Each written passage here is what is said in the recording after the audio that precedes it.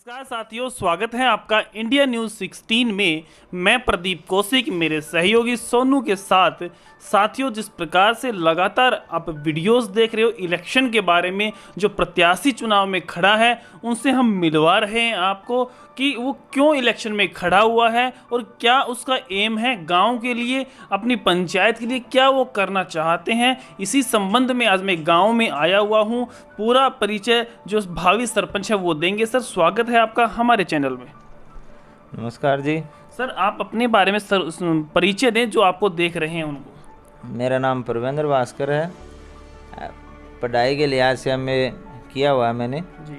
तो सर ये बताएं, आप इलेक्शन की तैयारी कर रहे हो, सुना है, कितनी सच्चाई है? पूरी सच्चाई है, लगे हुए हैं इलेक्शन के लिए। तो सर ये बताइए, अगर पूरी ही सच्चाई है तो ये जो मन में किसने डाला कि आप चुनाव लड़ें सरपंची का? बस ये तो गांव का भावना देख के, लोगों की भावना देख के, लोगों का जुड़ाव देख के, और गांव में कुछ समस्याएं हैं जिनका समाधान करने की दिमाग में ठान के चुनाव लड़ेगा। लोगों ने कहा, आपने देखा तो घर वालों से भी बातचीत की होगी, माता पिता से, घर में आपकी वाइफ भी है, बच्चे भी हैं, सबसे देखो गांव घर में बातचीत होती है, तो उन्होंने आपको क्या कहा फिर? बस यही कहा कि अगर इच्छा है कुछ करने की, गांव के बारे में, देश के लिए करने की इच्छा है तो आप करो। तो सर वो इच्छा, जो दर्शक आपके सपोर्टर हैं, वोटर हैं, उनको बताएं कि किस इच्छा को लेके आप चुनाव लड़ रहे हैं। बहुत सारे काम होते हैं पंचायत में। पंचायत का मतलब सर्वांगीण विकास होता है, हर तरफ का, आर्थिक भी, सामाजिक भी, राजनीतिक भी, सांस्कृतिक भी, हर तरीके का बहुत सारे काम होते हैं पंचायत में करने के लिए। वो बताएं तो कि आपने क्या एम बनाया कि कौन कौन से काम आप करवाएंगे। आपने देखा होगा कि भाई सड़क खराब है, या बच्चों के लिए कोई सुविधा नहीं है, पानी की परेशानी है, यातायात की परेशानी है, जो भी परेशानी है वो आप खुल के दर्शकों को बताएं। जो आपके वोटर हैं, गाँव के देख रहे हैं, उनको आप बताओगे तभी वो आपको वोट दे पाएंगे। सर, सबसे पहली बड़ी समस्या तो फिलहाल पेयजल की है। कितने नीचे जा चुका पानी? पानी लगभग 1100 फीट पे भी बोर सूख के चले जाते हैं। सर, उसके संबंध में आप क्या करोगे? फिलहाल तो जैसे बोर करवाए हैं 1-2 MLA साहब से। इस कोरोना काल में भी 3-4 जगह मशीनें लगवाई हैं, लेकिन उनमें 1-2 जगह पानी लगा, बाकी पानी नहीं लगा। और भाई यही है कि ज़्यादा से जहाँ से पानी मिल सकता है, जो स्रोत है मिल सकता है, या बरसात का पानी इकट्ठा हम कैसे कर सकते हैं, इकट्ठा करें जिससे रिचार्ज सिस्टम हो, पानी, भूमिगत पानी वो थोड़ा बहुत ऊपर आ सके। वही मतलब घर घर कुंड बने, या जो भी गांव में जो जहाँ बरसात का पानी इकट्ठा होता है उसको किसी भी तरीके से जोड़ वगैरह है वहाँ ले जाके उसमें इकट्ठा किया जाए, जैसे वो ज़मीन में चला जाए। जी सर, और इस प्रकार की और समस्याएं क्या क्या हैं अभी आपके सामने? और तो जैसे एक खेल मैदान की समस्या है, उससे बड़ी समस्या PHC की है हमारे यहाँ। मतलब औषधालय तो है आयुर्वेदिक, लेकिन PHC नहीं है।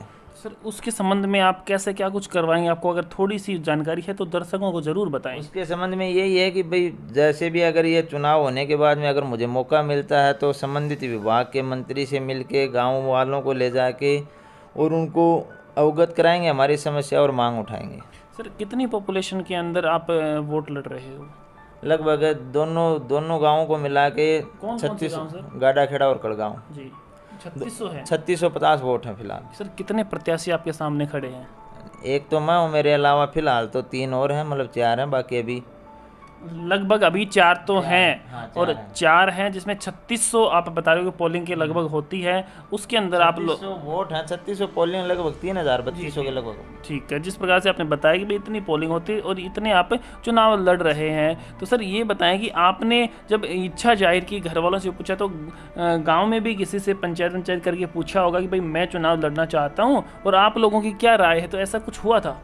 जब चुनाव की घोषणा हुई उस टाइम मैं इंदौर था। वहाँ से मेरे पास लगभग गांव में करीबन 100-150 आदमियों के नंबर थे। सबको फ़ोन करके पूछा, बोला कोई दिक्कत नहीं।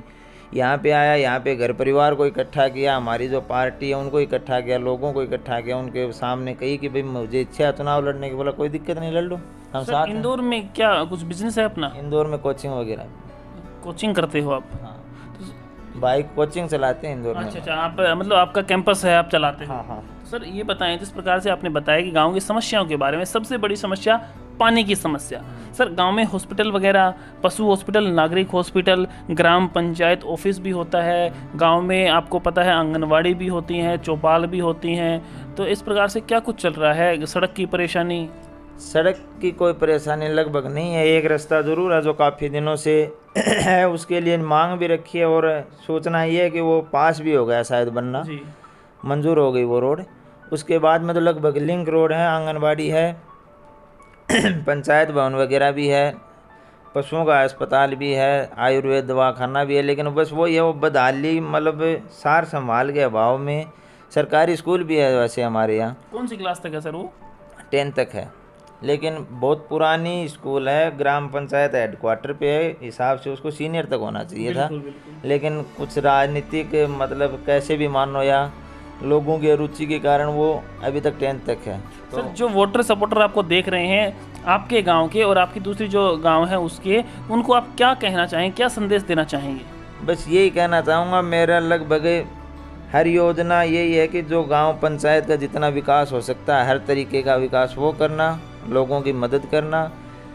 बहुत सारी सरकारी योजनाएं ऐसी हैं, इतनी योजनाएं हैं कि लोगों को पता ही नहीं चलता, तो उससे लोगों को ज़्यादा से ज़्यादा लाभ कैसे मिले, कैसे हमारी पंचायत एक नंबर पे आए, इसके लिए ही कार्य करने का प्रयास करूँगा। इस प्रकार सरपंच, भावी सरपंच साहब बता रहे हैं कि भाई साहब आप अगर मुझे मौका देते हो तो मैं ये काम पृष्ठभूमि पर करवा दूंगा जिससे गांव का विकास है वो एक नंबर पे आ जाएगा। तो मुझे लगता है अगर इतने काम होते हैं तो जो भावी सरपंच इनको एक मौका जरूर देना चाहिए। अब आप देखिए क्या करते हैं, आपको क्या चाहिए, विकास चाहिए या नहीं।